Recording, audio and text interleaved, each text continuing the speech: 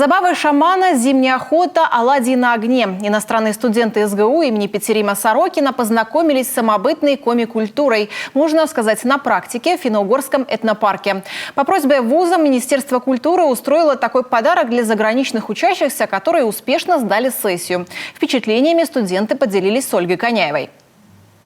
Парк находится в прекрасном, старинном, живописном селе Иб.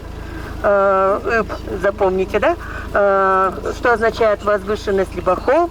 Иностранные студенты не то что в этнопарке, некоторые в зимнем лесу. Впервые такой подарок для тех, кто успешно постигает науки и хорошо сдает сессию. В СГУ обучается молодежь из 22 стран. Для них знакомство с нашим регионом, климатом, традициями – это всегда действительно новый опыт. Для лучшей адаптации в вузе работает Центр по межнациональному сотрудничеству, который и устраивает для студентов выезды. В этот раз при помощи Министерства культуры региона.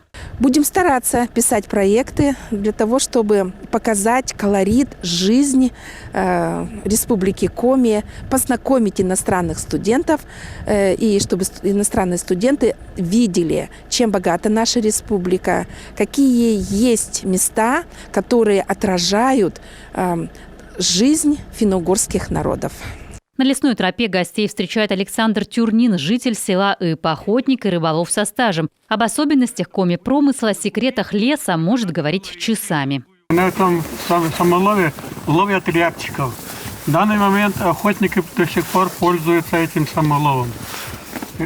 Для того, чтобы приманить рябчика, вешают сюда грозди рябины. Вот рябчик прилетает, садится сюда, попадает в петлю и попадается. Знакомство вживую и с северным животным миром. Пара лосей этнопарка с удовольствием общается с гостями, особенно если те с угощением. Лоси – строгие вегетарианцы. В день взрослое животное съедает до 40 килограммов. Сами же участники экскурсии узнали обычное для нас, но новое для себя блюдо – оладушки на мастер-классе «Жарвот сковдум» или «Оладушки на огне». К выпечке студенты тоже приложили руку. В русской печи яства пропекаются сразу с двух сторон. Не нужно переворачивать. Тесто дрожжевое, оно будет расширяться, подниматься.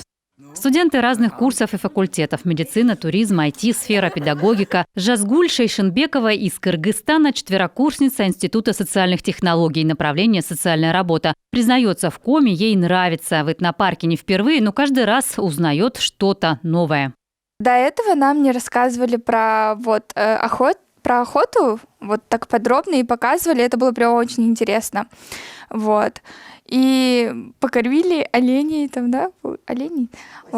лосей. Покормили лосей, они такие, прикольные. Как они ловят дети, как они соорудовали такие капканы из дерева.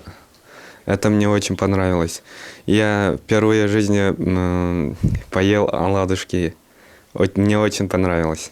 Интерактивно-познавательная программа «Забавы шамана», «Зимние игры на свежем воздухе», обязательно чум оленеводов, где в деталях гости узнали особенности устройства северного жилища и ведения домашнего хозяйства у кочевых народов. Кульминация программы – уроки стрельбы из лука.